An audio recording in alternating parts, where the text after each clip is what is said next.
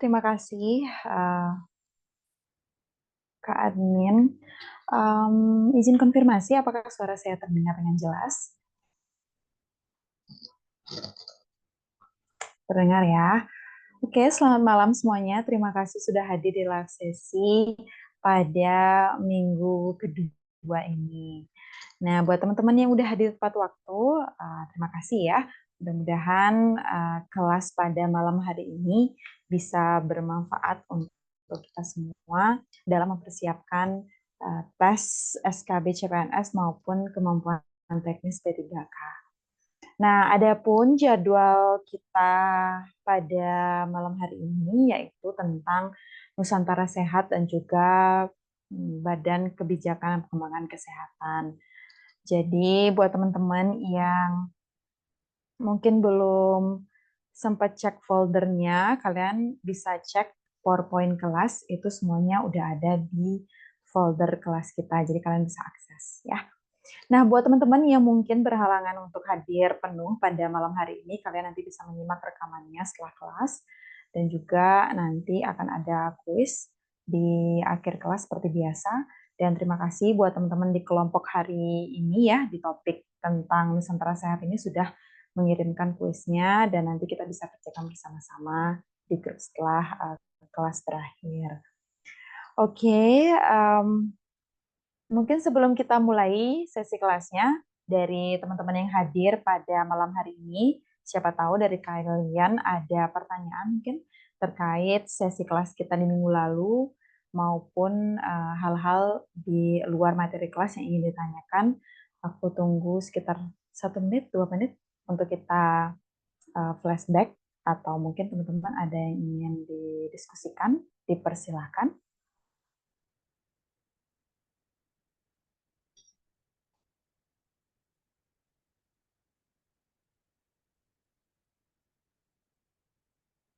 Jadi sebenarnya kita di kelas ada sekitar 48 orang ya teman-teman, tapi mungkin ada beberapa dari teman-teman kalian yang ada kesibukan, jadi tidak bisa bergabung untuk live sesi, tapi nggak apa-apa. Mudah-mudahan nanti ketika tesnya sudah dekat, gitu kalian bisa mulai aktif berdiskusi ya di grup. Nanti kita akan sama-sama bahas FR juga saat jadwal tes sudah ditentukan. Ini masih lama ya, mungkin, tapi harusnya sih bulan ini ya, mudah-mudahan udah dibuka pendaftarannya. Nggak ada pertanyaan nih teman-teman, semuanya clear ya? Oke, kalau nggak ada hal yang ingin didiskusikan, kita akan bahas sedikit ya, aku bakalan sharing tentang Nusantara Sehat. Nah, sedikit flashback, Nusantara Sehat ini keluar di tes CASN dari sejak tahun 2019, teman-teman. Jadi aku dulu tesnya di tahun 2021 dan aku dapat FR nih dari apa namanya? Dari tahun sebelumnya, yaitu tahun 2019, karena ada COVID ya, ada COVID-19. Jadi tes CPNS baru berlangsung lagi di tahun 2021. Nah, jadi di FR tahun 2019 tuh ada tentang Nusantara Sehat, teman-teman. Nah, di tahun aku 2021 juga ada, dan tahun 2022 waktu P3K 2022 ada, dan paling teranyar ya di tahun lalu 2023 juga masih, teman-teman.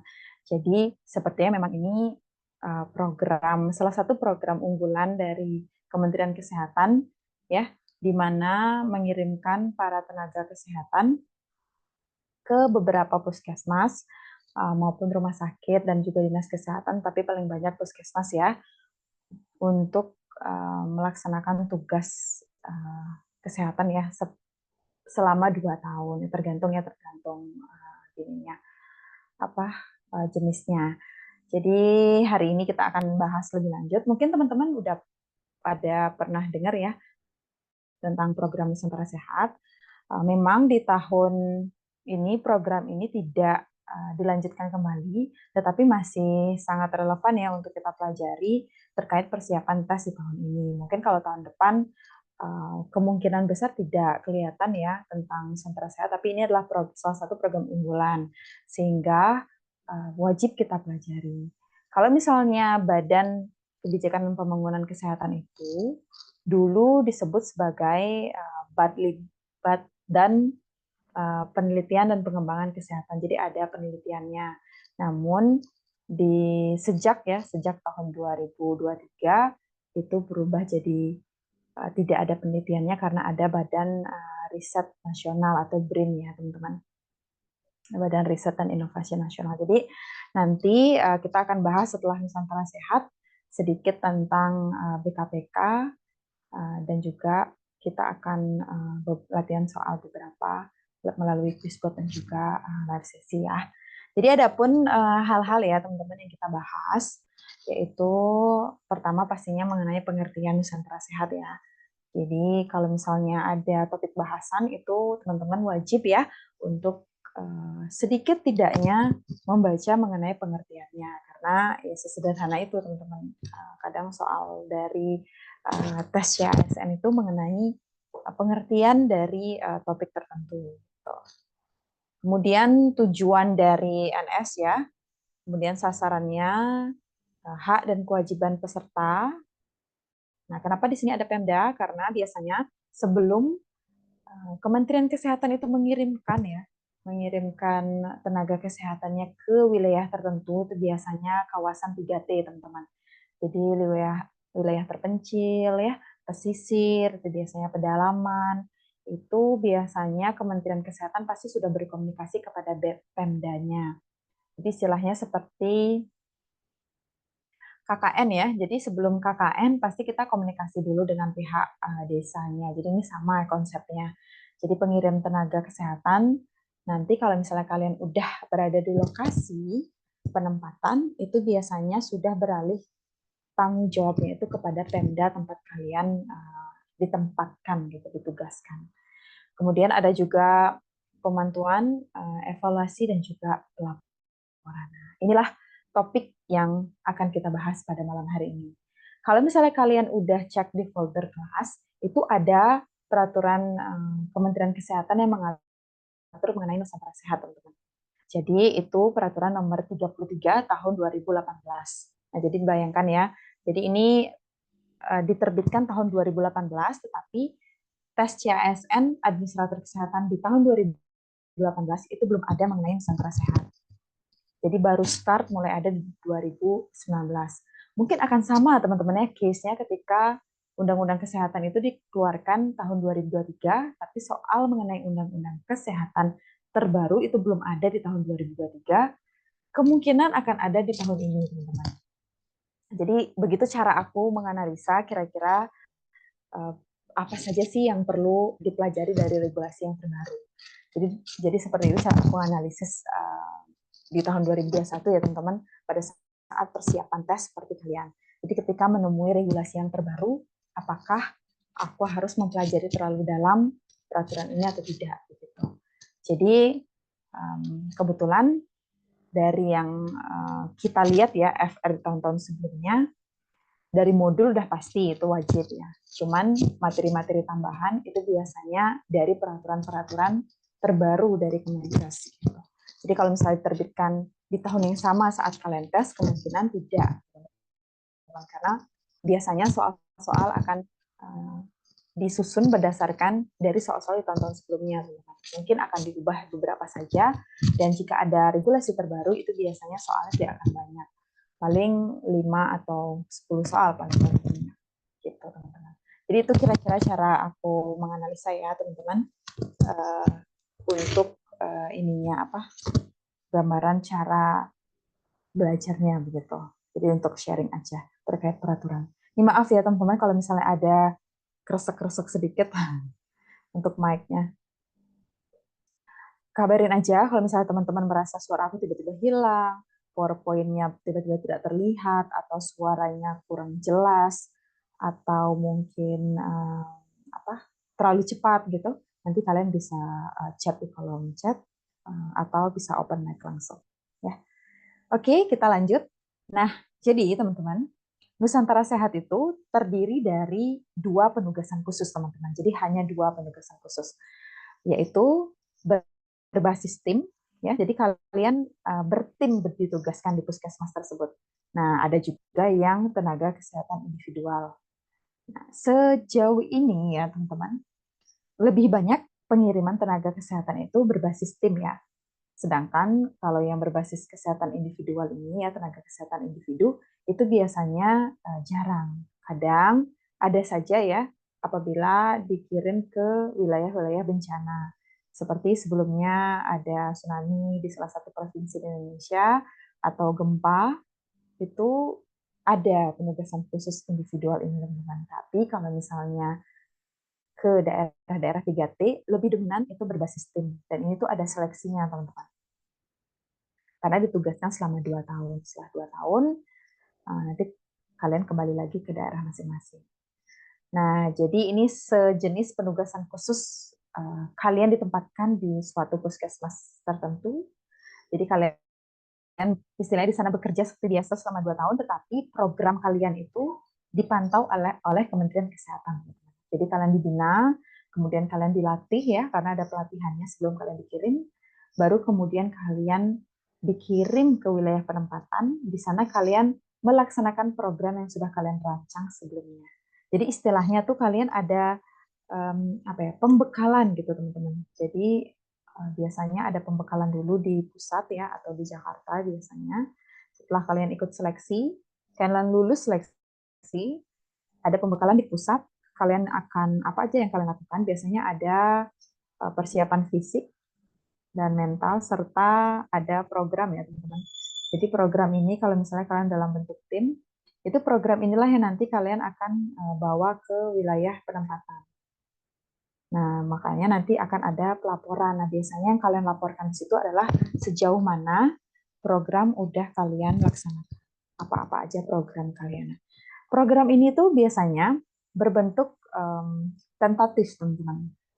Walaupun sudah menyusun sejenis proposal atau program gitu ya, usulan program, biasanya di lapangan bisa jadi berubah karena apa?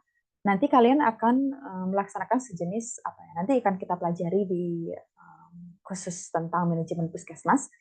Jadi akan ada survei mawas diri. Jadi istilahnya kita survei ke wilayah penempatan, apakah cocok program ini kita lanjutkan atau harus dimodifikasi. Dan nanti akan ada modifikasi program, teman-teman. Karena apa? Karena kita sesuaikan lagi dengan kebutuhan masyarakat di sana. Makanya biasanya sebulan 2 bulan kalian di wilayah penempatan akan disibukkan dengan survei dulu, observasi dulu, apakah sesuai program kalian diterapkan atau kalian harus modifikasi sesuai dengan sumber daya yang ada, entah itu dukungan masyarakatnya, kebutuhannya, fasilitas yang tersedia seperti apa. Jadi itu akan disesuaikan kembali. Nah, gitu kira-kira prosesnya, teman-teman. Oh, ya biasanya di pusat ini di Jakarta ya, teman-teman. Kita kalau orang daerah bilangnya Jakarta tuh pusat ya. Jadi Kemenkes itu biasanya ini ya, teman-teman, dari tahun ke tahun itu di Cibubur, teman-teman. Jadi di Cibubur itu kan ada mes para atlet tuh. Nah, biasanya pelatihannya di sana. Jadi kalian akan mendapatkan pembekalan gitu di sana. Jadi istilahnya seperti apa ya? Kalau di kampus mungkin seperti ya, kalau agak semi-semi tentara gitu ya, yang melatih untuk kekuatan fisik dan mental. Kemudian kalau untuk program ya dari tenaga ahlinya Kemenkes biasanya yang mengisi.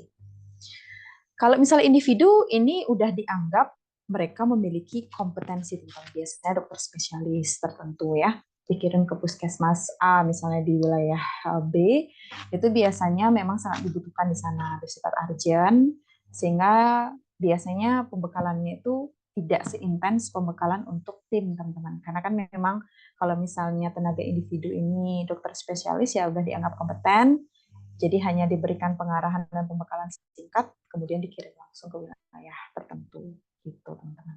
Perbedaannya. Nah, tujuannya apa? Jadi sebenarnya kalau teman-teman yang baru ya, mengetahui mungkin ya tentang program Nusantara Sehat. Karena dulu juga aku kayaknya ada program yang serupa dengan Nusantara Sehat, tapi hanya 1 tahun.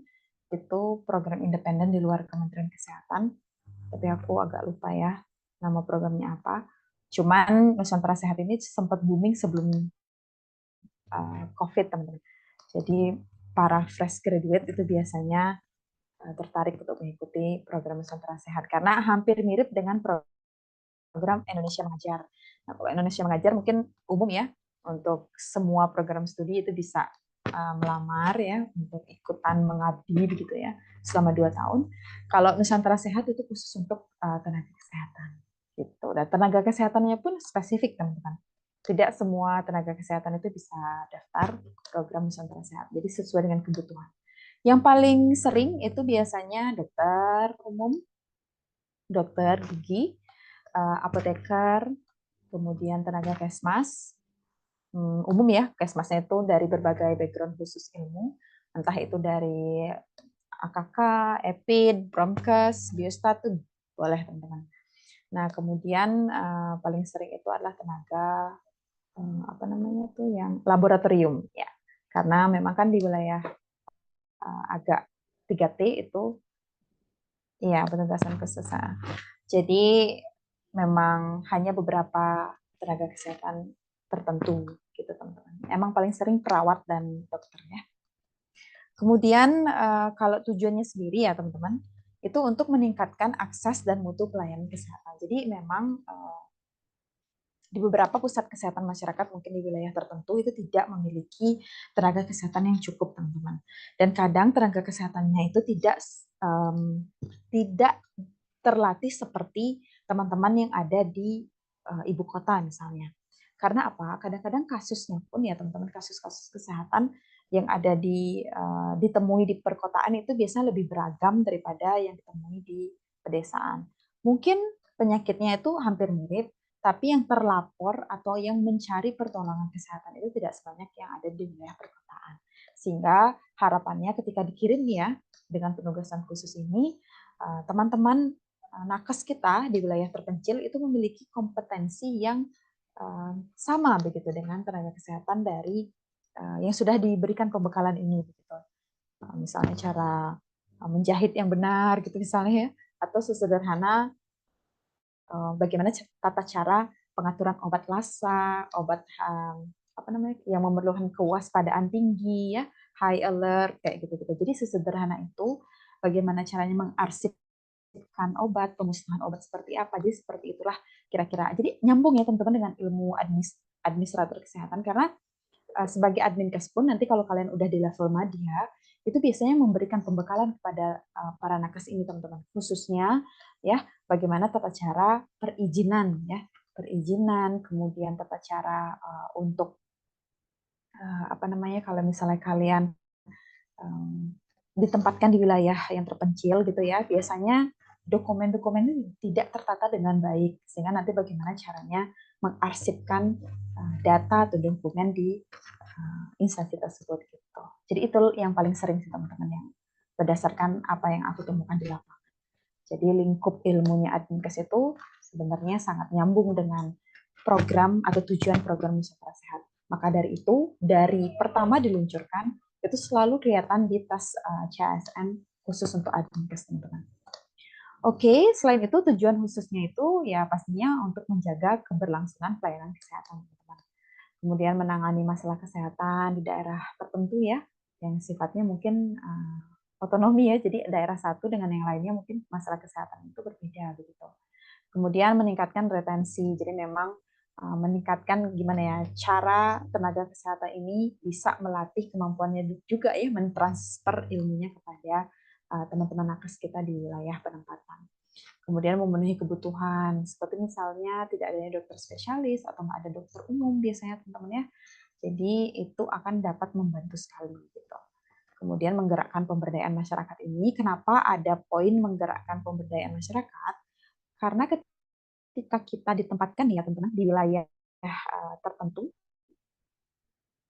kita itu akan aktif teman-teman, akan aktif terlibat dengan masyarakat adat maupun desa ya, atau dinas begitu di sana untuk mengetahui ya kira-kira apa sih yang dibutuhkan. Nah, inilah cara Kemenkes juga untuk merancang program nasional, teman-teman. Karena dari penugasan khusus ini ada tujuan, ya kalau dibilang terselubung nggak juga ya teman-teman, tapi tujuan di mana kadang Kemenkes itu nggak bisa menjangkau masyarakat yang ada di wilayah terpencil, sehingga dari teman-teman nakes kita yang bertugas khusus itu akan menggali teman-teman kira-kira permasalahan yang dihadapi oleh suatu daerah itu seperti apa, sehingga Kemenkes ini akan bisa merancang nanti dan akan melaporkan kepada dinas kesehatan yang menaungi wilayah penempatan tersebut untuk kemudian membuat program prioritas mengatasi permasalahan yang ditemui oleh para nakes yang bertugas ini. Jadi memang tujuannya tidak hanya membantu bagaimana pelayanan kesehatan di sana, tetapi juga secara tidak langsung bertugas khusus agar nantinya Kemenkes ini lebih tahu teman-teman apa sih yang harus dinas kesehatan ini lakukan. Jadi nantinya para tim ahli Kemenkes akan mengumpulkan informasi, merancang program. Jadi kalau misalnya teman-teman sekarang lihat bagaimana hype-nya program stunting seluruh Indonesia, karena mungkin saja sebagian besar di wilayah-wilayah di Indonesia sekarang ini mengalami permasalahan yang sama. Gitu. Jadi makanya digencarkan untuk diatasi. Jadi itulah kira-kira salah satu cara begitu ya untuk menemukan permasalahan yang ada di masyarakat, yaitu melalui penugasan khusus, dan juga melalui penugasan khusus ini ya salah satu bentuk untuk memberdayakan masyarakat begitu. Kemudian kalau misalnya mewujudkan pelayanan kesehatan terintegrasi ini, nah biasanya kenapa dikatakan terintegrasi? Kadang ya teman-teman, kalau misalnya kalian pernah ya melihat di YouTube atau di TV gitu ya, kadang-kadang letak puskesmas dengan puskesmas satu dengan yang lain, atau puskesmas dengan dinas kesehatan, atau masyarakat dengan puskesmasnya itu bagaimana jaraknya begitu jauh begitu ya. Jadi nantinya di tempat puskesmas tersebut, ini yang paling populer ya yang diterapkan, itu akan diterapkan seperti inisiasi puskesmas pembantu misalnya, atau menggencarkan program posyandu. Jadi nantinya komunikasi antara masyarakat dengan para nakes ini bisa terjalin. Bahkan kalau misalnya ada masyarakat di wilayah tertentu ya yang masih terpencil tuh biasanya trust-nya, kepercayaan itu masih tinggi dengan misalnya dukun begitu ya, dukun beranak gitu kalau populernya. Nah, bagaimana kita bisa mengintegrasikan dukun ini tetap bisa kita ajak berkolaborasi dengan bidan di puskesmas. Sehingga nanti kalau misalnya ada proses melahirkan, oke kita latih dukun beranaknya, kita tidak menghilangkan dukunnya teman-teman. Karena apa? Kadang di masyarakat itu mereka lebih percaya pada hal-hal yang berbau mistis, adat, itu masih sangat kental. Kita nggak akan bisa masuk ke masyarakat ketika kita menghilangkan benar-benar peran dari orang yang sudah dipercaya bertahun-tahun. Sehingga ya paling bagus kita integrasikan pelayanan kesehatan yang misalnya pelayanan kesehatan tradisional ini dengan pelayanan kesehatan modern gitu ya. Jadi kadang di soal-soal administrasi itu ya teman-teman akan ada opsi-opsi di mana kita dituntut untuk bisa menjawab mana sih yang paling bisa realistis masuk ke masyarakat gitu. Jadi kalau case-nya ya dari tahun-tahun sebelumnya itu pelayanan kesehatan terintegrasi itu selalu muncul ya, walaupun dalam bentuk kasus. Namun kalau misalnya pemahaman kita bagus ya dalam bagaimana kita menciptakan pelayanan kesehatan terintegrasi ini di masyarakat, maka dalam bentuk soal apapun harusnya sih kita bisa menemukan jawaban yang paling tepat ya teman-teman. Jadi seperti itulah kira-kira gambarannya. Karena memang kenyataannya kita nggak bisa cut teman-teman. Kepercayaan, walaupun itu menurut kita tidak benar, ya menurut mereka yang sudah bertahun-tahun mempercayainya, yaitu mereka anggap benar, teman-teman. Sehingga ketika kita ingin masuk, memberikan opsi yang memang yang terbaik menurut versi kita, itu kita harus terintegrasi, teman-teman, secara pelan-pelan. Gitu kira-kira ya. Nah, kemudian yang terakhir, tujuan khususnya meningkatkan dan melakukan pemerataan pelayanan kesehatan. Ya. Nah, kemudian kalau misalnya sasaran akhirnya ya, teman-teman, dari penugasan khusus ini itu biasanya ya terpenuhi jumlah pastinya teman-teman. Selain jumlah itu jenisnya teman-teman. Nah karena tenaga kesehatan yang dikirim itu bukan hanya dokter saja, bukan hanya perawat saja, tapi juga ada tenaga laboratorium, tenaga apoteker, kemudian lab, sanitasi, dan lain sebagainya sesuai dengan kebutuhan. Gitu. Nah, biasanya memang paling banyak ditempatkan di puskesmas dan juga rumah sakit, yang lain langsung lah begitu memberikan pelayanan kesehatan kepada masyarakat. Nah, jadi kemudian selain memenuhi jumlah dan juga jenis, itu juga ada tujuannya itu penguatan dan pemenuhan kebutuhan pelayanan di pusat kesehatan masyarakat atau puskesmas dalam mendukung program Indonesia Sehat dengan pendekatan keluarga, teman-teman. Jadi ini benar-benar upaya ya supaya masyarakat tuh merasakan kehadiran para tenaga kesehatan di lingkungan mereka. Nah, strateginya bagaimana agar berhasil nih ya teman-teman program NS-nya? Itu biasanya ada penguatan regulasi, pengembangan dan pemberdayaan tenaga kesehatan. Kemudian ada peningkatan perencanaan kebutuhan tenaga kesehatan. Nah, nanti kalau misalnya ada teman-teman Nusantara Sehat nih yang datang ke puskesmas tertentu di wilayah yang pesisir atau terpencil begitu.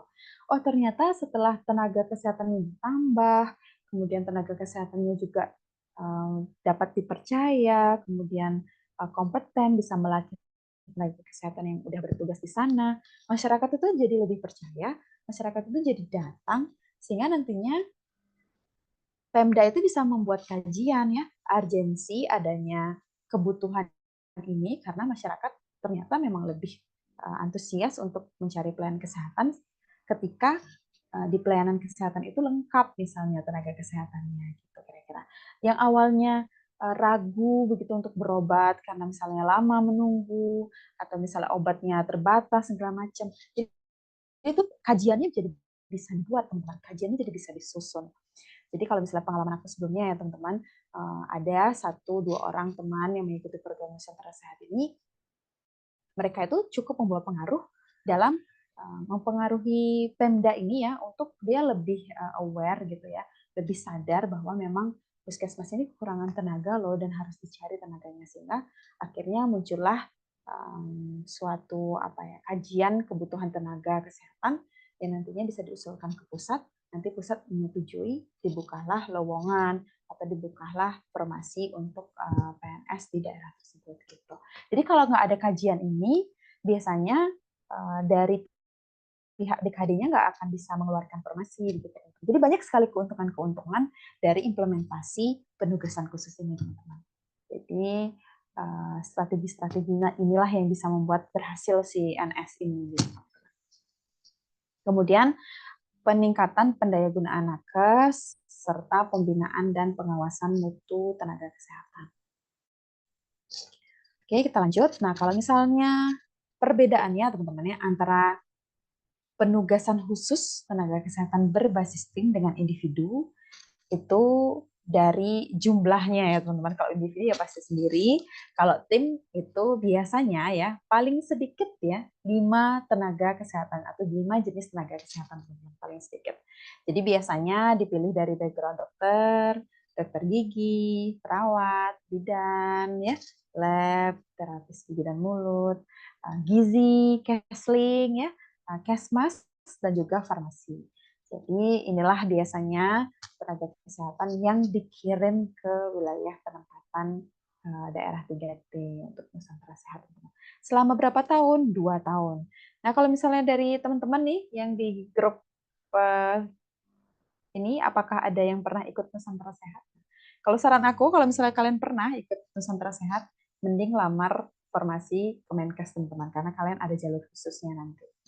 Nah, biasanya yang sudah mengabdikan diri untuk program Nusantara Sehat akan ada program khusus ya.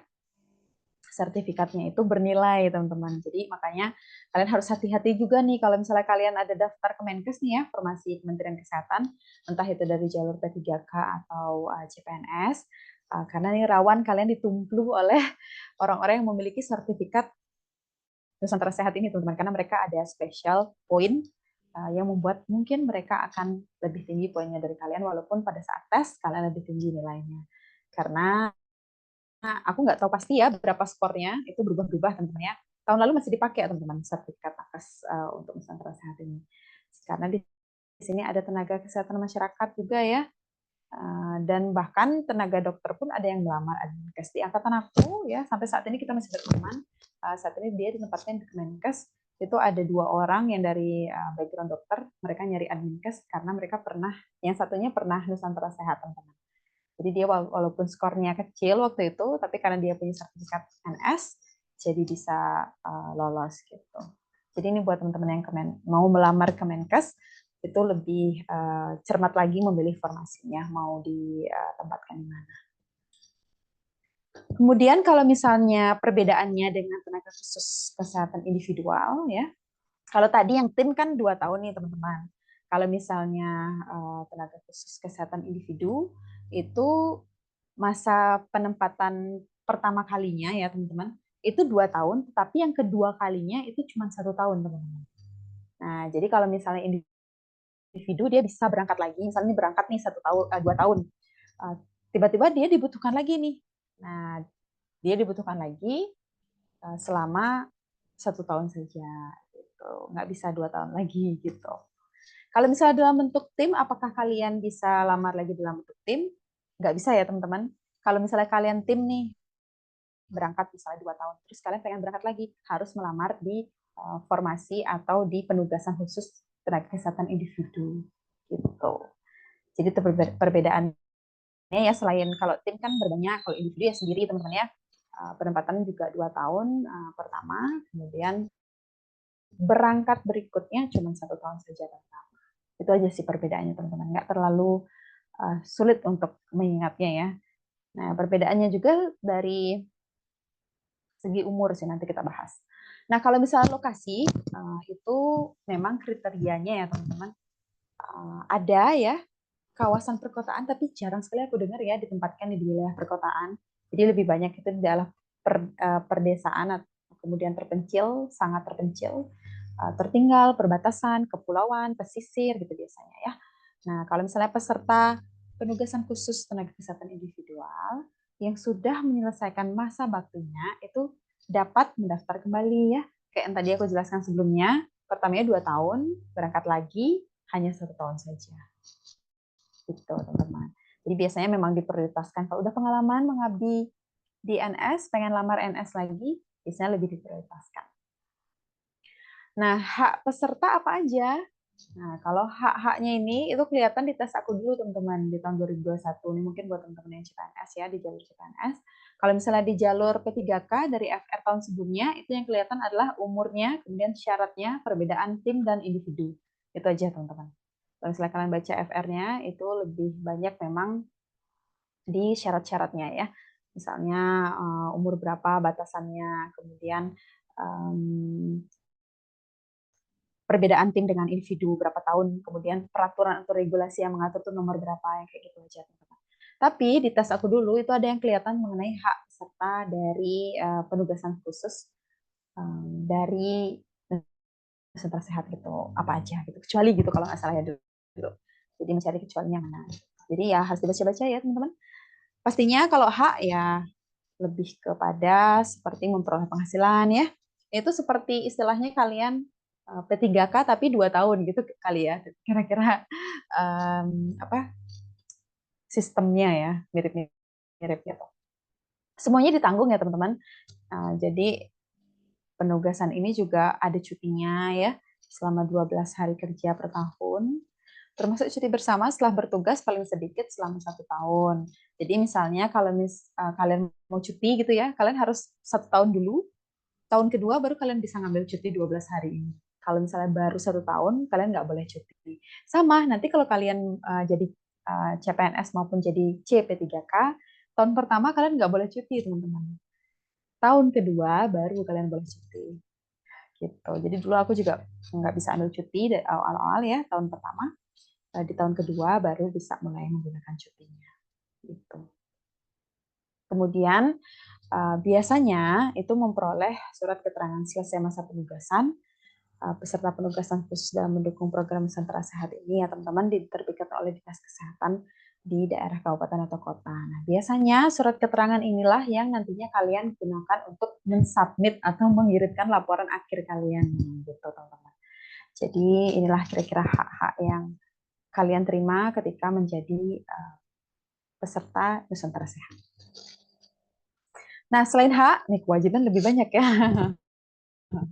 Kalau kewajiban tidak jauh-jauh dari harus taat gitu ya, pokoknya taat aja sama peraturan, ideologi negara kita, kemudian apa tugas kita sebagai nakes yang ditempatkan di sana. Jadi selain itu kita harus membayar iuran teman-teman ya, yaitu pemeliharaan kesehatan kita sebesar 2% dari penghasilan. Dan juga pastinya kita wajib mengumpulkan laporan teman-teman. Jadi ada laporan individual harian ya, dan juga laporan per triwulan kepada kepala puskesmasnya. Jadi ini nanti terintegrasi ya teman-teman, kalau kalian kirim ke kepala pusat kesehatan masyarakat kan ini untuk dicarikan tanda tangan ya teman-teman. Nanti setelah udah ditandatanganin, disubmit ke kalian akan punya sejenis platform gitu ya Nusantara Sehat itu untuk mengumpulkan laporan-laporan. Jadi seperti itu ya. Ini aku gambarkan seperti kalian menjadi peserta NS. Jadi gitu cara belajarnya. Oke, aku peserta NS gitu, apa aja yang akan aku dapatkan, apa aja kewajibanku. Jadi akan lebih mudah untuk mengingatnya. Oke, kemudian setelah kalian selesai nih 2 tahun, kalian wajib membuat laporan akhir, teman-teman. Jadi laporan pelaksanaan masa tugas kalian selama 2 tahun ini, kira-kira program kalian apa aja, kemudian profilnya seperti apa ya, itu harus memuat semuanya. Jadi misalnya profil puskesmas, kemudian kegiatan kalian apa aja, permasalahan kalian tuh apa aja, dan rencana tindak lanjutnya apa sih yang udah dikerjakan dan apa yang belum. Kalau belum, sarannya apa untuk puskesmas atau untuk tenaga NS yang akan masuk selanjutnya. Gitu teman-teman. Jadi kalau misalnya nanti ada pertanyaan, kira-kira rencana tindak lanjut atau saran dari permasalahan itu untuk siapa gitu ya. Tidak hanya untuk puskesmas teman-teman ya, tetapi juga untuk tenaga NS yang akan datang di kloter selanjutnya. Setelah 2 tahun nanti akan ada penggantinya. Itulah program yang berlangsung dari tahun 2018 sampai tahun lalu teman-teman. Jadi sekarang tuh tadi udah ada yang spill ya. Jadi sekarang tuh ada sedikit pembaruan ya. Tapi sebenarnya hampir sama, cuman gini aja teman-teman ya. Semenjak pergantian menteri aja itu jadi penugasan khusus. Oke, kita lanjut. Sampai di sini apakah ada pertanyaan? Oke, nah selain kewajiban kita sebagai NS, sebagai peserta sehat, kita itu ketika berada di wilayah penempatan ya teman-teman, kita itu berada di bawah tanggung jawab Pemda masing-masing wilayah teman-teman. Sehingga biasanya kalian akan dapat jaspel teman-teman atau insentif daerah. Ini buat teman-teman yang kerja sekarang di puskesmas atau rumah sakit pasti udah biasa ya dapat jasa pelayanan. Nah biasanya petugas NS juga dapat ya, dapat jasa pelayanan juga. Kemudian dari Pemdanya sendiri itu harus menyusun rencana kebutuhan nakes. Nah, setelah ditempatkan di sana, oh ternyata emang bermanfaat nih NS-nya. Makin rame, masyarakat makin senang ke puskesmas, makin sejahtera secara kondisi kesehatannya jadi lebih terpantau begitu ya. Itu biasanya akan memotivasi Pemda juga untuk menyusun rencana kebutuhan tenaga kesehatan. Kemudian harus menyusun pernyataan komitmen ya. Jadi komitmen nih kalau udah nerima tenaga nakes dari NS harus dijaga ya, harus dilindungi begitu ya. Jadi keselamatannya, keamanannya, fasilitasnya, misalnya seperti tempat tinggal itu harus sudah pasti teman-teman. Kemudian nantinya akan membantu mengurus surat izin praktek. Ini biasanya akan dibina juga oleh dinas kesehatan yang menaungi puskesmas tersebut. Ya. Jadi memang tidak terlepas dari peran Pemdanya sendiri. Jadi biasanya Pemda ini siapa? Peran ini akan diambil atau dilaksanakan oleh dinas kesehatan yang menaungi tempat kalian bertugas. Gitu. Oke, kemudian bagaimana untuk pemantauan, evaluasi, dan juga pelaporannya. Nah, kalau misalnya pemantauannya ya teman-teman, itu biasanya puskesmas dan rumah sakit di tempat kalian bertugas. itu biasanya akan dipantau juga oleh Dinas Kesehatan, teman-teman. Jadi norma-normanya itu apa aja? Pastinya harus objektif dan transparan ya. Kemudian harus profesional dan juga berkelanjutan atau berkesinambungan serta mendidik dan dinamis. Karena memang kalau nanti kalian ditempatkan di dinas kesehatan sebagai adminkes nih ya teman-teman.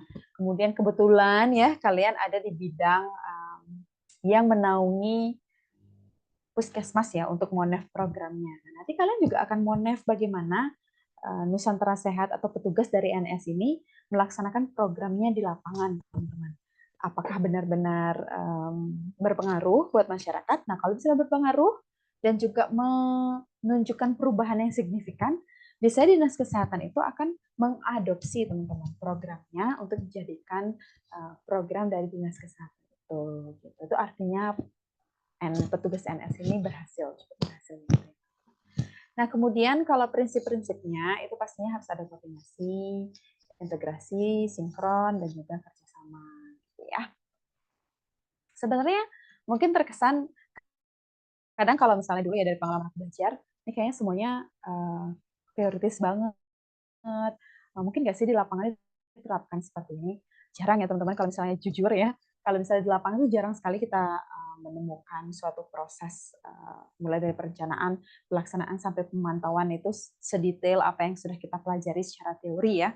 Tetapi nah kebetulan karena kita mau tes nih ya, kita ya harus mempelajari apa yang memang menjadi pakemnya teman-teman. Kalau memang norma yang diterapkan itu harus objektif, transparan, profesional, berkesinambungan, mendidik dan dinamis, itulah yang harus kita penuhi gitu. Walaupun ya nanti kalau kalian udah kerja nanti ya ngikut apa yang menjadi apa ya sistem ya atau culture di tempat kalian masing-masing gitu.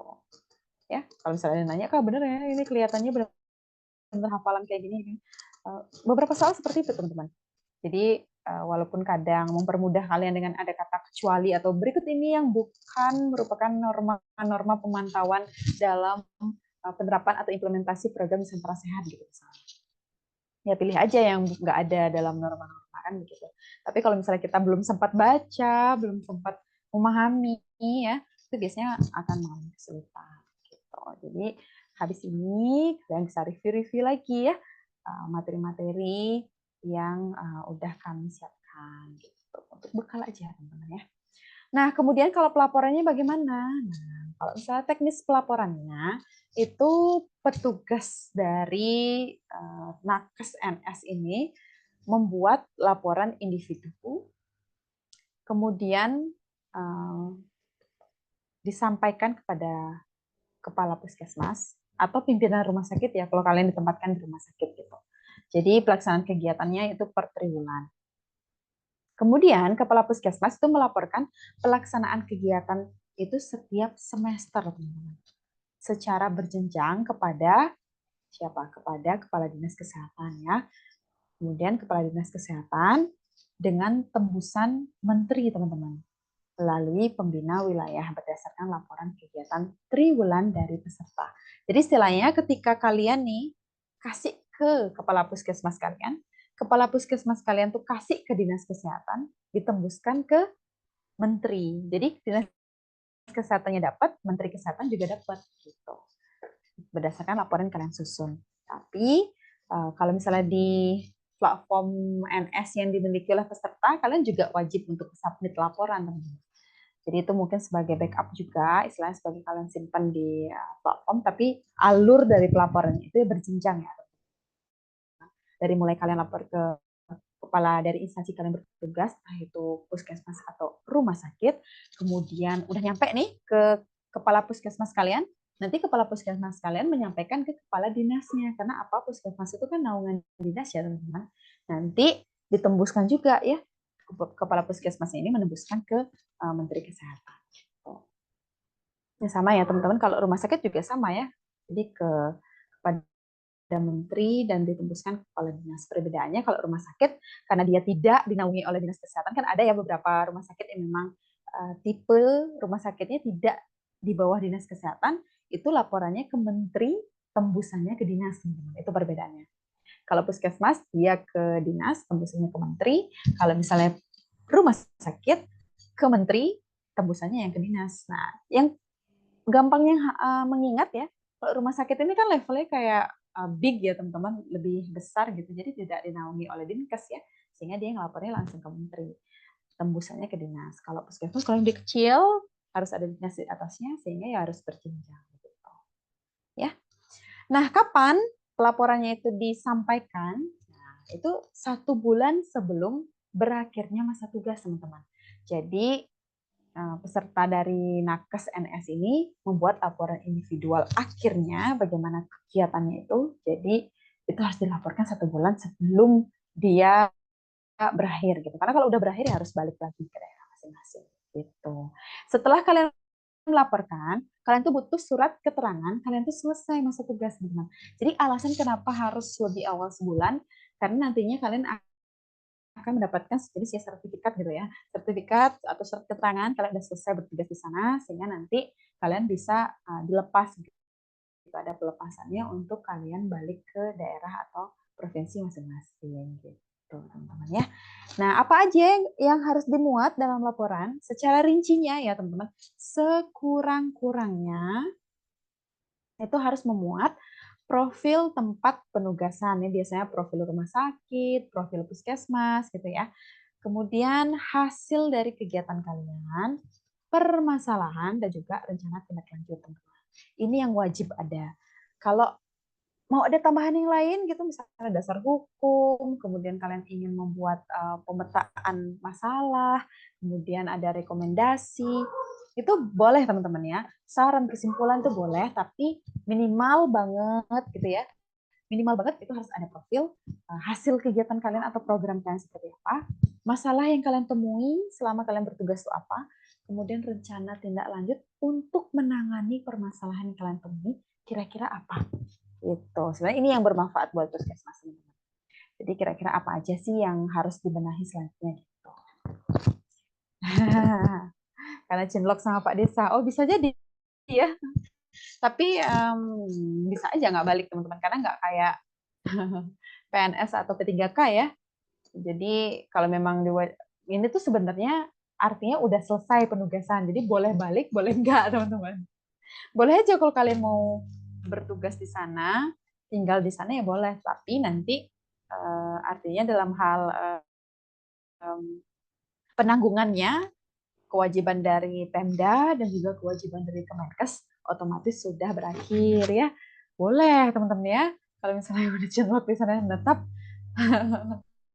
siapa tahu dikontrak di sana atau diangkat di sana nantinya atau ikut seleksi PNS di sana atau P3K boleh ya. Kalau Pak Desanya udah menikah nggak bisa ya, masa jadi istri kedua. Kalau masih single boleh lah gitu ya. Kalau di poligami ngomong mau ya. Boleh aja kalau kaya kali ya. Oke, mungkin kita sambil rehat, sambil ketawa-ketawa kalian sama Cima, biar nggak ngantuk. Mungkin ada yang mau jawab ya. Wah, gampang banget ya. Ini persis sekali dengan soal tahun lalu, teman-teman, kayak gini. Ini soal P3K tahun lalu itu persis seperti ini, ada kelihatan ya, masa penugasan NS berbasis tim itu berapa tahun.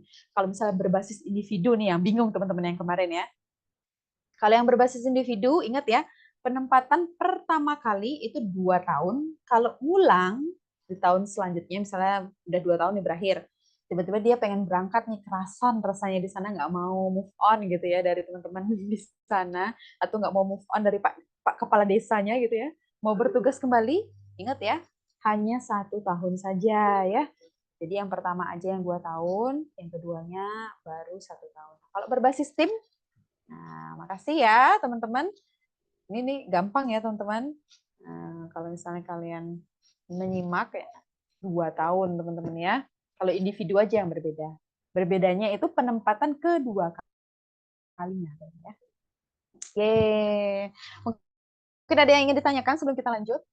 Bisa santai sambil minum, sambil nyenek gitu bisa ya teman-teman. Supaya nggak tegang. Kak Widya ada yang tanya ini dari Nima Jesse Claudia. Kak izin tanya, jika selama jadi NS di pertengahan jalan kita mundurkan diri bagaimana? Nah, biasanya kalau mengundurkan diri itu ada kategorinya ya, Kak ya. Terima kasih atas pertanyaannya. Jadi, biasanya kalau dari case itu mengundurkan diri karena misalnya hamil gitu ya, atau enggak misalnya lolos tes. Nah, ini case-nya seperti ini ada juga teman-teman. Dia tuh lolos tes CPNS ya di wilayah provinsi dia gitu. Dia ikut tesnya itu di wilayah penempatan dia. Bisa teman-teman mengundurkan diri ya, tetapi artinya kalian udah terlepas dari tanggungan NS teman-teman. Misalnya kalian itu kan digaji nih per bulan ya, nanti kalian nggak digaji lagi gitu, udah lepas. Apakah ada dendanya? Nggak ada ya teman-teman. Ini plusnya kalau dari NS ya, jadi tidak ada dendanya. Kalau kalian mengundurkan diri ya udah lepas, artinya udah nggak bertugas lagi gitu, sesimpel itu. Jadi nanti prosesnya pastinya kalian mengajukan surat pengunduran diri beserta syaratnya ya. Misalnya surat ada formatnya tersendiri, nanti kalian ajukan ke Kemenkes, nanti akan ada ini juga ya, persetujuan apakah disetujui atau tidak gitu.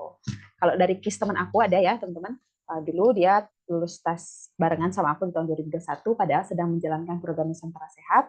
Jadi itu dia bisa teman-teman mengundurkan diri. Tapi kalau kalau misalnya mengundurkan diri dengan case yang lain itu belum pernah aku temui ya, misalnya karena case kesehatan ya, misalnya tidak sanggup lagi menjalankan tugas kayak gitu, itu diatur dalam peraturan PMK nomor 33 tahun 2018 ya teman-teman. Jadi itu ya sesimpel kalian mengundurkan diri. Gitu. Jadi tidak ada denda juga, tidak ada artinya seperti kita tes CPNS atau P3K ya, kan kemarin sempat heboh ya di Twitter pas zaman aku sempat heboh beberapa, bukan beberapa lagi ya, ada 100 sekian orang yang tiba-tiba mengundurkan diri karena tidak sesuai dengan ekspektasinya, misalnya gajinya, penempatannya tiba-tiba di yang milihnya wilayah A ternyata ditempatkan di wilayah B. Kenapa bisa terjadi? Ini sedikit cerita juga ya teman-teman, karena membahas tentang mengundurkan diri. Jadi kadang, misalnya kalian ini daftar nih, terutama untuk CPNS ya, kalau P3K aman nih, kalian melamar di mana ya dapat di sana. Kalau CPNS, dan itu formasinya Kementerian Kesehatan, misalnya kalian nggak lulus nih, misalnya formasi yang kalian pilih itu di rumah sakit A, kalian nggak lulus, tetapi ada rumah sakit Kemenkes di wilayah B dengan jenis formasi yang sama, dan tidak ada yang melamar, atau yang melamar skornya tidak memenuhi passing grade, nanti kalian akan dilempar ke sana, teman-teman. Nah, jadi kalian lulus, tapi lulusnya di rumah sakit B, bukan rumah sakit A. Jadi ada case seperti itu, teman-teman. Sehingga ya banyak yang mengundurkan diri. Kalau misal kalian mengundurkan diri, apakah kena denda? Sebelum kalian dilantik, atau sebelum SK kalian itu resmi ya, artinya kalian dilantik itu, belum kena denda, teman-teman. Tapi ketika kalian udah menjalani prosesnya, misalnya kalian udah latsar, udah bertugas gitu ya, itu kena denda teman-teman. Jadi kalau misalnya dendanya itu bervariasi ya, tergantung dari provinsi masing-masing. Kalau di tempatku itu karena misalnya syarat kita kan nanti ada yang harus ditandatangani nih. Nah biasanya juga di NS ada kayak gitu teman-teman. Jadi kalau misalnya kalian ini menandatangani surat pernyataan gitu. Kalau di NS kan nggak ada denda. Kalau di kita itu memang tidak tercantum ada denda ya teman-teman, karena memang dendanya itu nominalnya beda-beda di setiap wilayah ya. Kalau di tempatku karena 10 tahun kita harus dinas ya, jadi gaji yang harus kita dibayarkan pemerintah ke kita selama 10 tahun ya, itu dendanya teman-teman. Jadi misalnya 2 juta, ya udah 2 juta dikali 12 dikali 10, kira-kira seperti itu. Jadi nominalnya cukup besar sehingga harus ditimbang-timbang ya. Jadi kalau di NS nggak ada kayak gitu.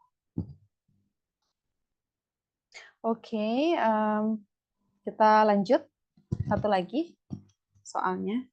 Mungkin teman-teman ada yang mau jawab. Berikut ini yang bukan. Nah, ini aku ingin menampilkan juga salah satu jenis soal yang paling sering ya teman-teman kelihatan di tes yang sebenarnya. Nah, biasanya ya teman-teman, itu akan ada kata bukan ya teman-teman. Nah, biasanya ya dari pengalaman aku pribadi nih ketika mengerjakan soal dulu ya, karena saking kita nervous, kanan kiri semuanya serius banget ngerjainnya, nggak bisa nyontek juga komputernya ya. Kalau dulu aku kebetulan di provinsiku itu pakai laptop teman-teman. Jadi kita kayak meja meja SD gitu ya, meja bangku gitu. Nggak kayak yang di internet ya, kita mengerjakan di komputer terus kursinya satu-satu. Kalau aku dulu mungkin karena terbatas ya. Jadi satu meja dampar gitu ya, meja SD itu tiga gitu teman-teman, tiga orang. Jadi kita ya lumayan berdekatan gitu, tapi tetap nggak bisa nyontek ya, karena ada kamera seperti ini teman-teman. Jadi ada kamera di depan kita. Jadi gerak-gerik kita itu udah terekam teman-teman. Kemudian mungkin udah ada yang pernah pengalaman ya, tapi kebetulan di provinsiku seperti itu teman-teman. Dekat sekali, tapi paket soalnya beda teman-teman. Jadi kadang ya, memang kita bisa ngelirik kanan kiri itu gampang banget ya. Tapi ya teman-teman hati-hati, jangan nyontek ya. Karena opsinya itu diacak teman-teman. Bahkan aku misalnya menemukan kata bukan di soalnya, tetapi ternyata punya temanku yang sebelah nggak ada kata bukannya teman-teman gitu. Nah, bisa sebenarnya kita melirik kanan kiri, tapi paket soalnya berbeda. Jadi hati-hati. Nah, ketika baca soalnya pun ya, kadang kita skip ya, oh ada kata kecuali, ternyata oh ada kata bukan ternyata. Jadi kita harus benar-benar cermat dalam baca soalnya. Makanya dengan tryout yang udah kita sediakan, berlatihlah teman-teman. Kalau yang untuk CPNS, berlatihlah mengerjakan soal 100 menit dalam waktu 100 soal dalam waktu 90 menit. Kalau buat teman-teman yang P3K, berlatihlah mengerjakan soal 90 soal dalam waktu 8 menit misalnya seperti itu.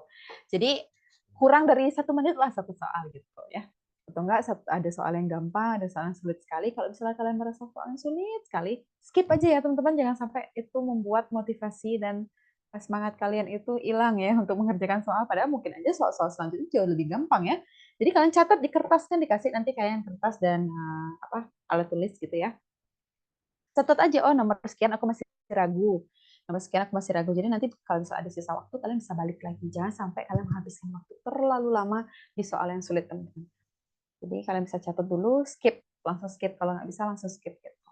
Jadi pastikan ada soal yang benar-benar kalian yakin sekali benar, sehingga kalian pegang skor minimal. Jadi misalnya dari 100 soal, oke, harus aku pastikan ya setidaknya setengahnya lah ya gitu. Setengahnya, kalau passing grade Advanced kan 150 ya teman-teman skornya. Jadi setidaknya misalnya berapa soal nih yang harus aku kerjakan. Yang artinya kalian yakin gitu ya. Kalau ini mah jelas ya teman-teman, jawabannya D ya, karena memenuhi kebutuhan pejabat daerah. Ini kan bukan ya. Nah, gitu kira-kira teman-teman ya dari materi Nusantara Sehat. Masih ada nggak? Oh, masih ada ternyata. Oke, kita latihan soal lagi satu mungkin ya. Sambil kita apa namanya, merilekskan pikiran sebelum kita lanjut ke topik mengenai Badan Kebijakan dan Pembangunan Kesehatan, teman-teman.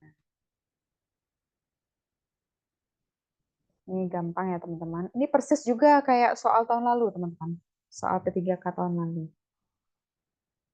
Jadi, sesimpel sebenarnya pembagian NS itu apa aja sih, gitu, teman-teman. Sistemnya. Oke.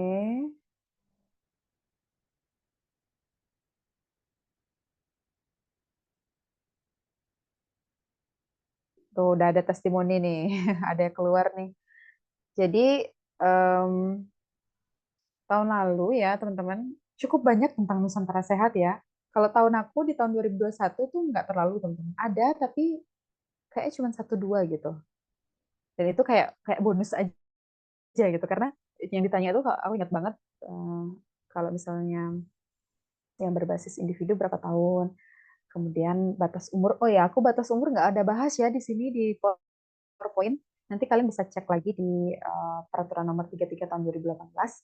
Maksimal umur untuk yang tim berapa tahun, maksimal umur untuk yang individu berapa tahun. Mohon maaf ya, kayaknya skip sama aku, jadi aku nggak cantumin di PowerPoint. Jadi di zaman aku dulu, itu umurnya ada kelihatan teman-teman. Tapi yang tahun lalu, ini karena mungkin aku berpatokan pada FR tahun lalu ya, lebih banyak ya teman-teman. Jadi kalau tahun lalu ini sesimpel dan sederhana ini teman-teman soalnya. Oke, ye. Jawabnya A ya teman-teman. Hilang kakak, apanya yang hilang kak?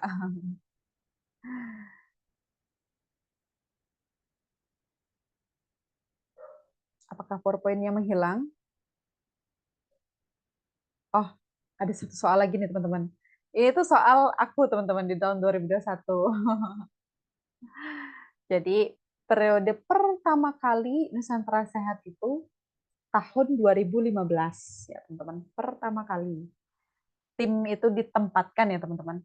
Jadi ini masih penugasan khusus. Nah, peraturannya itu kan 2018, mungkin ada yang bingung ya teman-teman.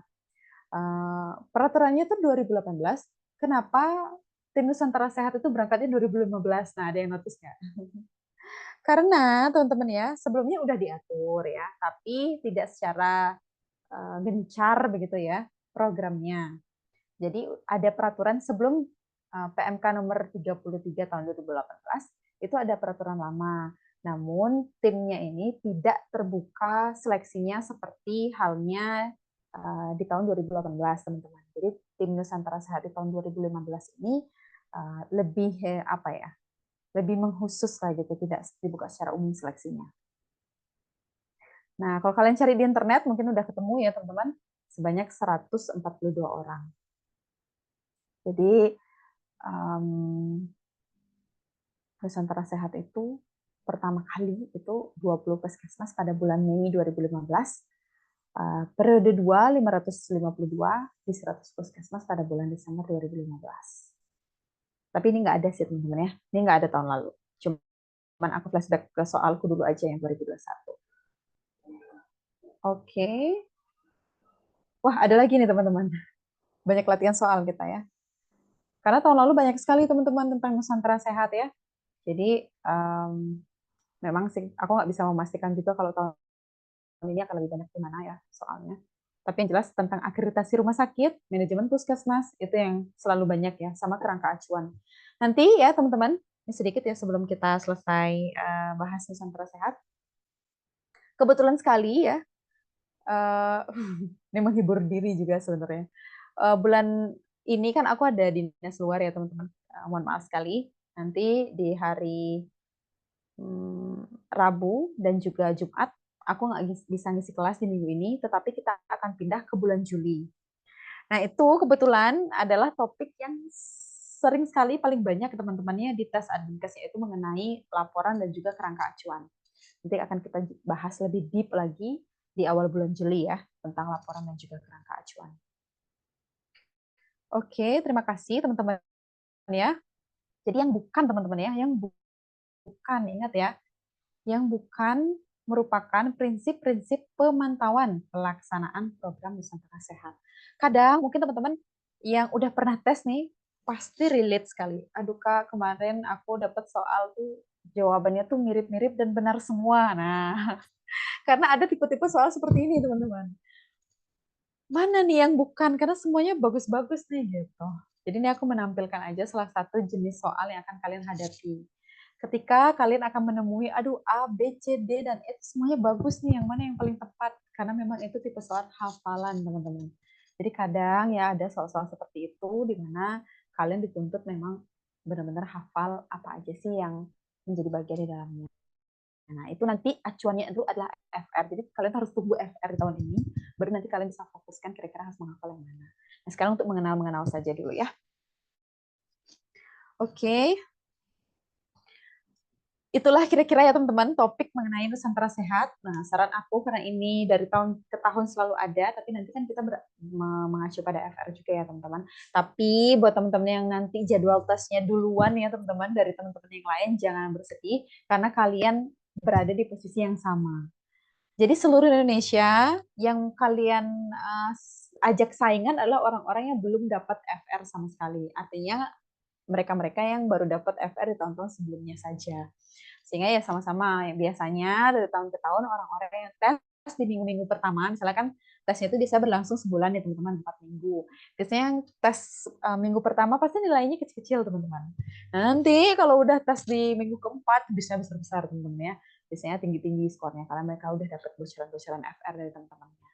Gitu. Jadi harapan aku nanti kerja sama kalian di grup bisa solid. Jadi nggak harus benar-benar sharing secara gamblang gitu, bisa juga chat ke admin, nanti kita bisa diskusi bersama tentang FR. Jadi membantu teman-teman dari beberapa provinsi yang mungkin belakangan tesnya. Ya, gitu strategi orang-orang teman-temannya. Bukan hanya kalian, tetapi juga orang-orang di luar sana mungkin punya grup yang serupa. Jadi mudah-mudahan nanti bisa membantu semua yang ada di grup lulus ya teman-teman. Amin. Oke, kita lanjut lagi.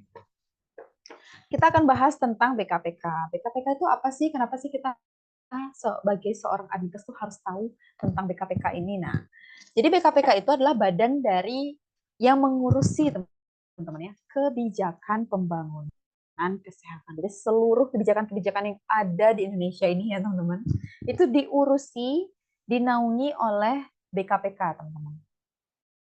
Sebagai adminkes, kita itu adalah administrator kesehatan di mana background ilmunya ya teman-teman yang sebenarnya itu core-nya adalah administrasi kebijakan kesehatan dari rumpun kesehatan masyarakat teman-teman. Makanya kita dari mulai kuliah selalu berhubungan dengan kebijakan-kebijakan. Nah, jadi hari ini ya untuk lanjutan topik kelas kita yaitu hal-hal mengenai informasi kebijakan, program prioritas, dan juga BRIN ya, sedikit tentang BRIN, yaitu Badan Riset Inovasi Nasional. Tahun lalu ada kelihatan tentang BRIN, tetapi yang kelihatan itu sesimpel apa sih kepanjangan dari BRIN, teman-teman, dan juga tugas pokok dan fungsinya. Ya kalau misalnya Badan Riset, ya pasti melaksanakan penelitian, kemudian penelitiannya digunakan oleh BKPK, teman-teman. Jadi penelitiannya itu hasilnya ya digunakan oleh BKPK untuk apa? Untuk membuat kebijakan. Gitu prosesnya. Kalau dulu ya, di zaman aku tuh banyak banget soal-soal mengenai ini, teman-teman. Di 2021, tapi namanya masih Badan Balitbangkes, Badan Penelitian dan Pengembangan Kesehatan. Ya. Jadi sekarang dipisah, teman-teman. Jadi kebijakan tersendiri, penelitian sendiri. Karena terlalu besar ya teman-teman atau terlalu banyak pekerjaan dilakukan di dalamnya sehingga dipisah. Banyak sekali teman-teman. Kebetulan ya di tahun 2021 itu aku ikut kelas seperti kalian ini dulu ya. Jadi aku dapat FR dari teman aku di Pulau Jawa gitu karena Bali belakangan tesnya. Jadi dapat 9 FR gitu ya. Jadi aku udah bisa terfokus. Oh, yang harus dipelajari adalah mengenai ini nih yang lebih banyak. Ya udah aku tinggalkan yang lain, aku lebih fokus belajar tentang itu. Ternyata benar, teman-teman. Jadi itu salah satu strategi belajarnya. Oke, kalau misalnya program prioritas nasional kita apa aja? Ada peningkatan ya kesehatan ibu dan anak, keluarga berencana, dan juga cash pro. Kemudian ada percepatan perbaikan gizi. Nah, ini biasanya paling banyak itu tentang stunting. Nanti kita akan belajar juga tentang program-program prioritas ya di sistem kesehatan nasional. Itu ada juga. Dan biasanya hanya seputaran kayak ini program prioritas nasional kita tuh apa sih yang menjadi perhatian? Nah, salah satunya adalah program untuk penanggulangan stunting. Kemudian ada peningkatan pengendalian penyakit, entah itu penyakit menular dan tidak menular.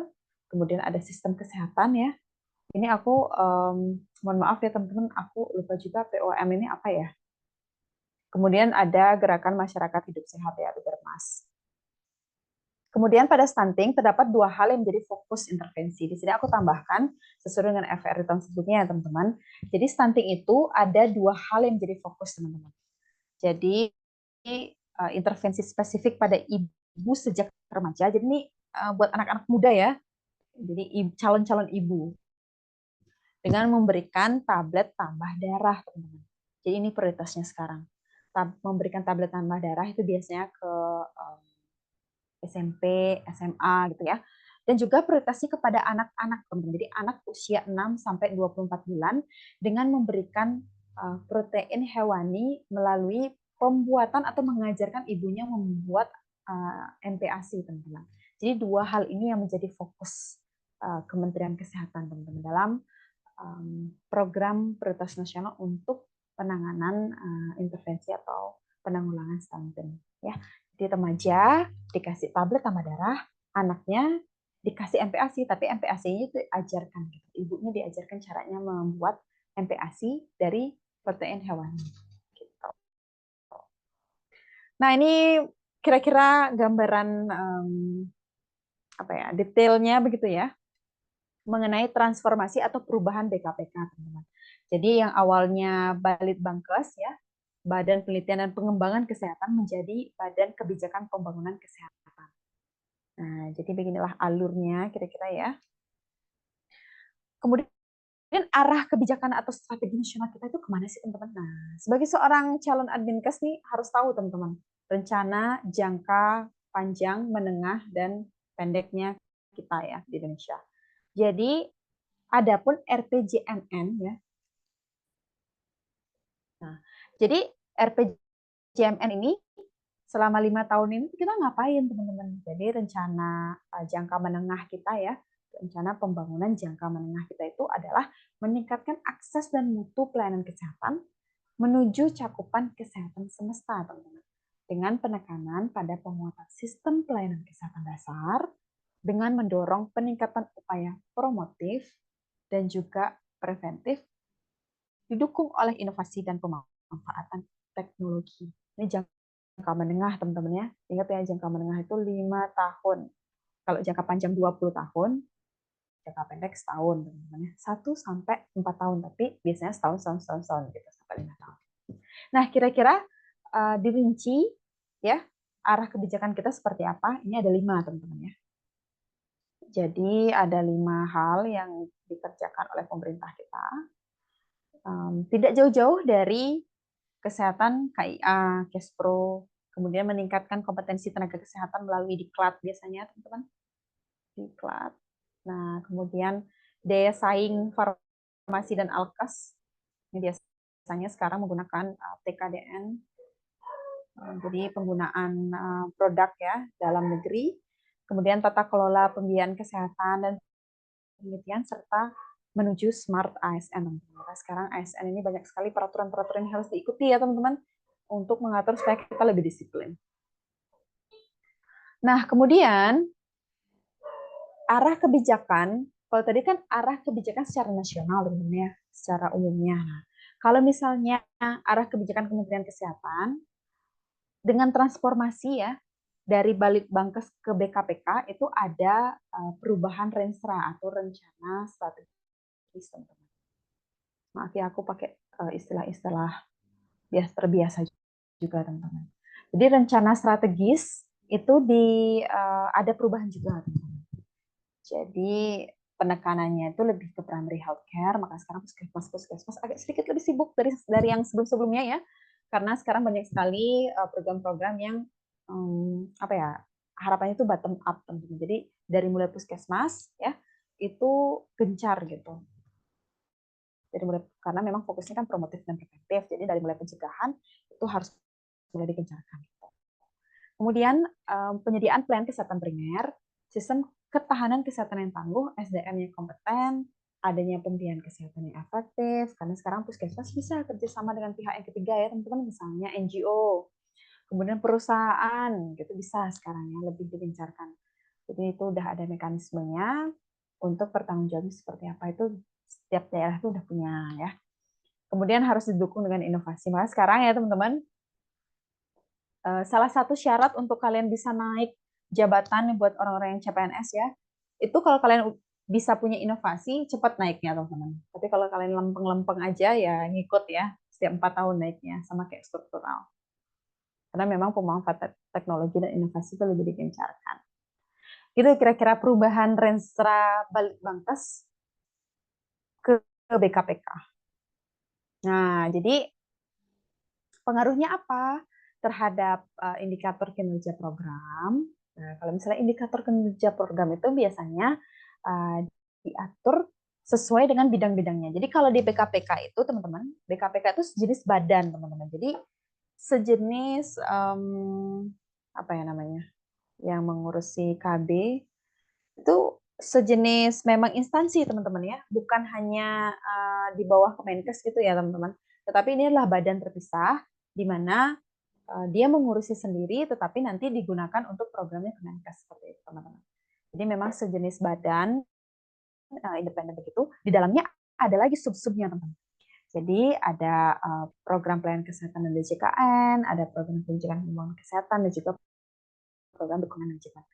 Jadi itu renstra-renstranya, karena memang di dalamnya memang ada bidang-bidang yang menaungi. Gitu. Jadi BKPK itu bukan dalam satu bidang, tapi dia dalam bentuk badan. Ya. Nah, yang paling penting adalah di mana BKPK ini ya teman-teman, itu ada bagian-bagiannya sendiri. Nanti kalian bisa baca lagi mengenai arahan presiden ya teman-teman. Nah, ini BKPK itu ada 5 unit eselon 2. Nah, sebagai gambaran, sebenarnya eselon 2 itu seperti apa sih? Rumah sakit sendiri ya, teman-teman, itu dipimpin oleh eselon 2. Sehingga di dalam BKPK itu terdapat 5 unit eselon 2 gitu, teman-teman. Jadi istilahnya ada 5 unit yang sekelas atau segede rumah sakit gitu. Jadi ini adalah sejenis badan ya, teman-teman. Jadi di dalamnya itu ada 5 pimpinan yang bereselon 2, artinya udah di dalam badan-badan ini ada lagi di bawah-bawahnya gitu. Jadi memang sejenis badan yang besar gitu. Jadi badan ini terdiri dari apa saja organisasinya. Jadi ada sekretariat badan, ada pusat kebijakan upaya kesehatan, ada pusat kebijakan sistem ketahanan kesehatan dan sumber daya kesehatan, kemudian ada pusat kebijakan pembiayaan dan desentralisasi kesehatan, dan terakhir pusat kebijakan kesehatan global dan teknologi kesehatan, teman-teman. Jadi memang ini sejenis apa ya? Aku kok lupa ya. Yang mengurusi KB yang 2 anak lebih baik itu apa ya? BKKBN. Nah ini tuh setara ya teman-teman dengan BKKBN. Jadi sejenis badan. Kemudian tugas dan fungsinya apa saja? Intinya tidak jauh-jauh dari kebijakan, ya. Nah, gini kira-kira teman-teman, struktur organisasi dari BKPK-nya. Jadi ada sekretariat badannya dan juga ada pusat upaya kesehatan, pusat sistem kesehatan, ketahanan kesehatan SDM, ya. Jadi 5 unit eselon 2 pusat kebijakan. Jadi disingkatnya Pusjak ya. Ini aku ambilnya dari websitenya BKPK ya teman-teman. Kalau misalnya kalian mau cek lagi silahkan. Jadi mereka punya pusat kebijakan pembiayaan dan desentralisasi global dan teknologi. Jadi seperti ini kira-kira gambarannya. Nah, masing-masing dari badan di bawah BKPK ini memiliki tugas dan fungsinya yang berbeda-beda, teman-teman. Di tahun 2021, banyak sekali soal-soal mengenai Balitbangkes yang menuntut kita harus paham dan hafal, teman-teman. Perbedaan antara bidang satu dengan bidang yang lainnya, tugasnya itu apa-apa aja. Jadi ini memang mau nggak mau ya teman-teman, harus kalian telusuri, kalian simak ya perbedaannya. Sebenarnya nggak terlalu sulit karena memang mencolok perbedaannya. Kalau pusat upaya kesehatan itu tidak ada yang keluar ya di tahun lalu, tapi di tahun aku di 2021 itu banyak teman-teman tentang BKPK. Nah, kebetulan BKPK ini baru teman-teman. Nah, seperti yang kita tahu, seperti Undang-Undang Kesehatan pun tahun lalu belum ada ya tentang Undang-Undang Kesehatan nomor 17 tahun 2023 yang ada di soal-soal. Sama BKPK juga belum ada, tetapi di tahun aku 2021 itu ada tentang Balitbangkes itu banyak banget ya teman-teman. Jadi ini untuk gambaran aja, untuk bekal aja. Nanti kalau misalnya DFR ada, kalian tinggal langsung cari-cari dan langsung pelajari lebih mendalam. Gitu. Ini beruntung ya teman-teman karena ada rekan sesama pejuang kalian di grup yang udah pernah tes yang sebelumnya mungkin belum rezeki, nggak apa-apa, semangat terus ya. Nanti bisa sharing-sharing nih ke teman-teman ya. Kalau misalnya ada yang diskusi di grup bisa dibantu ya kak ya. Jadi siapa tahu bisa bermanfaat buat teman-teman yang lain untuk mempersiapkan diri tes di tahun ini. Mudah-mudahan semuanya rezeki tahun ini. Nah ini arah kebijakannya ya teman-teman. Kemudian ini strateginya untuk membuat badan dari BKPK ini bisa berhasil mencapai visi dan misinya. Nah, ini transformasi sistem kesehatan kita. Ini pilarnya ya, teman-teman. Bisa kalian pelajari lebih lanjut nanti. Nah, ini yang paling mencolok dibahas pada saat peluncuran BKPK ini ya, teman-teman, sempat juga menjadi bahasan di seminar-seminar yang aku ikuti dulu waktu awal-awal jadi PNS ya teman-teman, tentang bagaimana pengembangan Biomedical Genome Science Initiative. Karena setelah COVID, kita harus bisa bersiap untuk pandemi yang selanjutnya nanti, gitu istilahnya lah. Jadi memang meneliti 6 penyakit prioritas melalui metode whole genome sequencing. Tapi sebenarnya ini karena nggak kelihatan, jadi kita sekedar-sekedar aja ya teman-teman untuk persiapan gitu. Oh, ada yang kerja untuk BGSI nih. Jadi nanti kalau ada tentang ini jadi langsung udah di luar kepala ya.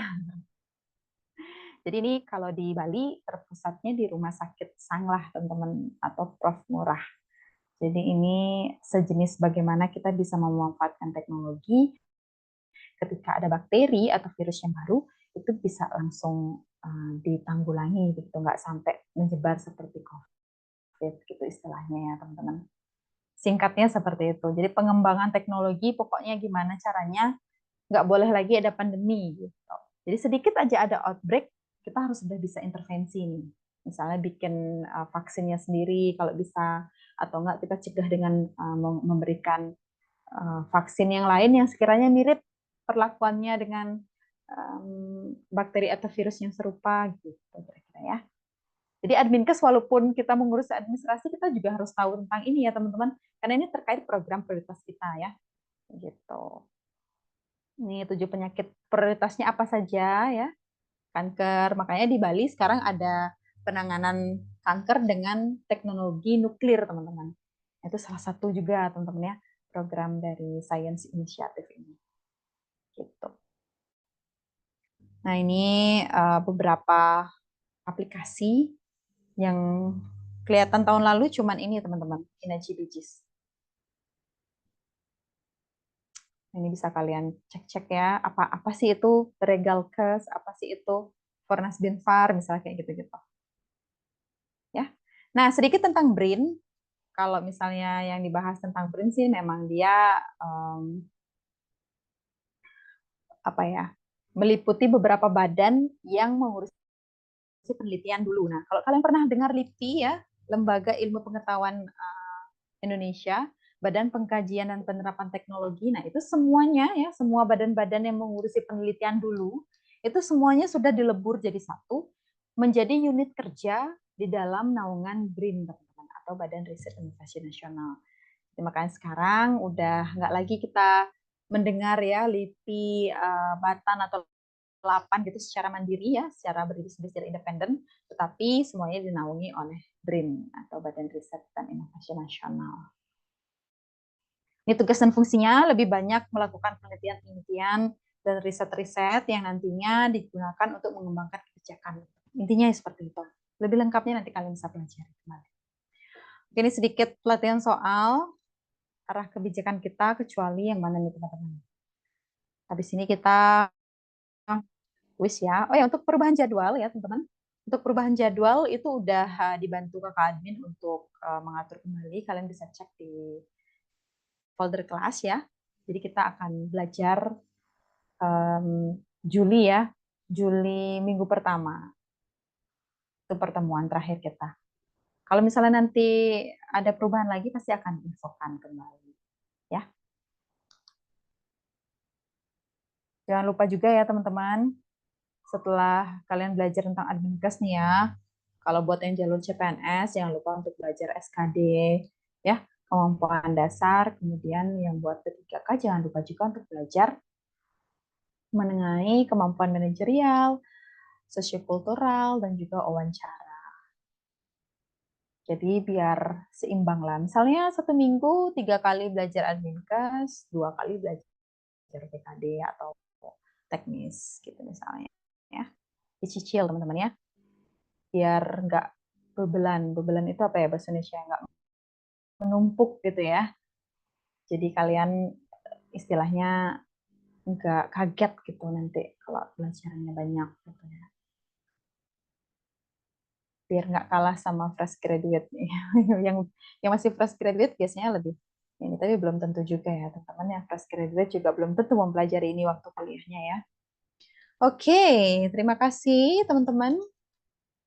Jadi sebenarnya, oh ya, satu lagi, kalau kalian jalur P3K, jangan lupa untuk menghafal, memahami, menyimak, mengingat, berakhlak itu apa aja, berorientasi perlayanan, akuntabel, kompeten, dan lain sebagainya. Contoh implementasi ilmunya, ini sedikit aja ya sharing, karena ini banyak banget di tahun lalu ya teman-teman, tentang apa kemampuan berakhlak itu apa aja implementasinya. Oke, ya. Pain is temporary teman-teman ya, tapi jangan sampai berhenti untuk berproses. Oke, mungkin segitu dulu teman-teman untuk sesi pada malam hari ini. Kita belajar ya teman-teman mengenai Nusantara Sehat dan juga mengenai BKPK malam hari ini. Mudah-mudahan bermanfaat. Kalau misalnya kalian ada yang ditanyakan, silahkan ya teman-teman. Kita diskusi untuk 2-3 orang penanya sebelum kita kuis ya, biar nanti nggak terlalu malam kuisnya. Kemarin gimana teman-teman weekend? Udah pada coba ngerjain tryout-nya apa belum? Aku sambil baca juga ya pertanyaan yang masuk. Jangan lupa ya teman-teman dikonsistenin, ada 15 paket tryout. Kalau bisa setiap minggu kalian mengerjakan minimal sekali 2 tryout ya teman-teman. Kak, mau nanya nih, kan kisi-kisi belum keluar. Nah, ya belum teman-teman ya.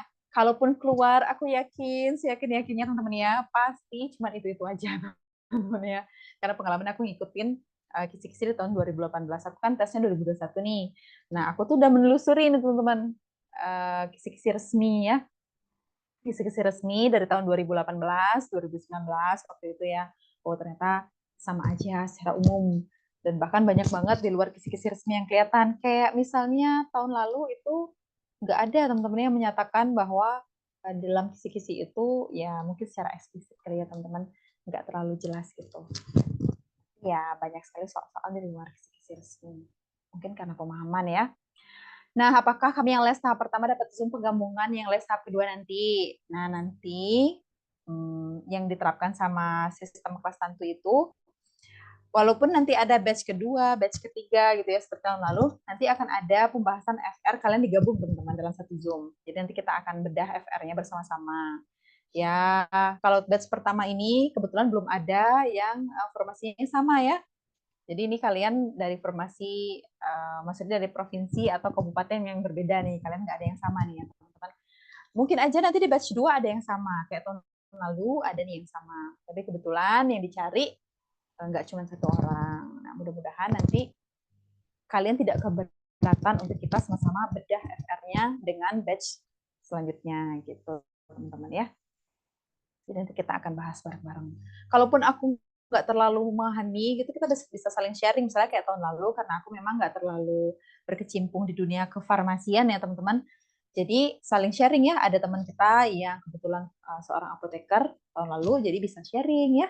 Bisa sharing tentang misalnya, oh caranya apa pendistribusian obat kayak misalnya kayak itu dia bisa sharing. Ada juga yang teman-teman lebih paham karena mengurusi BPJS di tempat kerjanya, jadi bisa sharing tentang program BPJS kayak gitu bisa teman-teman ya. Jadi saling berdiskusi. Gitu. Jangan khawatir, FR yang ada di batch pertama dan batch kedua nanti akan kita gabung dan kita akan bahas bareng-bareng. Apalagi nanti pada saat tes jadwal udah keluar nih, udah saatnya tes gitu ya, kita akan banyak bahas tentang FR, kisi-kisi resmi gitu ya. Jadi awal-awal tes kan nggak ada nih FR. Kita akan bedah kisi-kisi resminya dan akan kita telusuri kira-kira yang mana yang harus kita fokuskan untuk lebih belajar lagi, di review kembali gitu ya materi-materinya. Oke, ada lagi kira-kira teman-teman? Udah semua ya dapat FR-nya. Jadi FR-nya bisa kalian akses di grup kelas. Itu ada dalam bentuk Excel dan juga dalam bentuk Word. Kalau Excel itu khusus FR tahun lalu di 2023. Kalau misalnya FR yang dalam bentuk Word itu dari tahun 2019. Kalau kalian telusuri FR itu mirip-mirip ya teman-temannya. Nggak, perubahannya itu hanya 1-2 aja. Nggak terlalu banyak. Artinya apa? Penyusun soalnya dari generasi boomer ya teman-teman. Maaf, bukannya membedakan generasi, tapi kalau misalnya yang menyusun itu generasi milenial, aduh biasanya soalnya mungkin aja terupdate ya. Mungkin kebetulan karena gini juga ya teman-teman, kenapa kadang ya mungkin aja penyusun soalnya tuh ahli ya, expert gitu. Tapi balik lagi kemampuan Advinkes untuk yang tes di tahun 2018 misalnya, itu pasti nggak akan jauh beda dengan orang-orang yang tes di tahun 2022 misalnya seperti itu. Karena apa, kompetensinya sudah ada standarnya sendiri teman-teman. Jadi soalnya itu gampangnya mungkin berapa persen, sulitnya berapa persen kayak gitu. Jadi nggak mungkin sulit banget nih di tahun ini atau nggak tahun lalu sulit banget atau kayak gitu tuh jarang teman-teman ya, karena udah ada standarnya gitu. Kebetulan tambahannya itu hanya di bagian sediaan nasi untuk buku yang tahun sekarang. Itu semuanya udah ada kok di folder kelas, jadi kalian nggak perlu lagi untuk memiliki bukunya karena bahan-bahan untuk buku juga sama dari modul yang udah kita sediakan di folder gitu, teman-teman. Jadi jangan lupa buat dibaca-baca ya teman-teman, di print atau nggak disimpan di di gadget kalian. Jadi update-nya tuh ada, tapi nggak banyak ya, karena kan modulnya masih sama. Modul Adminkes dari tahun 2000 sampai tahun ini masih sama. Jadi kalau misalnya ada ya teman-teman, mungkin ada dari teman-teman di kelas ini yang suka juga belajar lewat buku, boleh ya teman-teman. Jadi di bukunya memang udah dipersingkat, udah ada latihan soalnya juga. Nah, itu mirip ya dengan materi-materi yang ada di modul, tetapi materi modul kan masih lengkap, teman-teman ya. Kalau di buku kebetulan kami ringkas dan ada beberapa yang menggunakan bahasa sendiri gitu. Jadi tidak semuanya. Kalau misalnya di folder kan versi lengkapnya. Gitu. Ya tergantung style kalian. Ada yang suka belajar lewat buku, ada yang suka juga belajar lewat rekaman. Ada juga yang suka dari live sesi, ada yang suka dari latihan soal, jadi bervariasi dan bisa kalian temukan cara belajar yang paling menyenangkan menurut versi kalian masing-masing. Kalau aku sedikit sharing ya teman-teman, lebih suka ketika aku baca, aku catat sedikit ya, yang menurut aku penting, aku catat gitu pakai tulisan tangan sendiri, karena belajarnya emang udah jauh-jauh hari teman-teman, jadi ada waktu lah khusus gitu, sejam 2 jam setiap hari untuk belajar. Kemudian ya itu membuat aku lebih nyaman aja gitu dalam mengingat dan menghafalnya gitu. Jadi tapi teman aku ada juga yang suka dia mendengarkan lewat YouTube atau enggak dia mendengarkan rekaman kelas kayak itu ada juga. Jadi terserah ya, beda-beda. Oke, mungkin segitu dulu teman-teman untuk kelas sesi hari ini. Terima kasih atas partisipasi aktifnya dan sudah menyimak kelas hingga akhir. Mudah-mudahan bermanfaat.